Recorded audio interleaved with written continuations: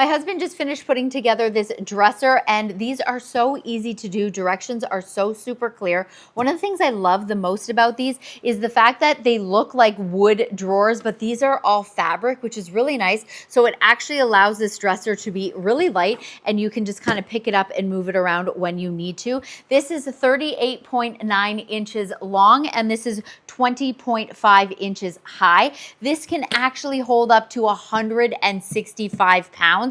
Obviously, this here is the MDF, but the nice thing is the frame is actually metal. So that's what makes this super sturdy and strong, which is really nice. I love that you have the 5 drawers, the smaller ones up here at the top. If you're using this as a dresser, obviously, you can put like, socks and underwear and things like that at the top. These ones are nice and wider. These are really great for like shirts and pants, but these things are also really good in like a craft room or organizing, having this in the laundry room. It is not just needed as a dresser, but yeah, if you are looking for something, stylish, not super heavy, highly recommend.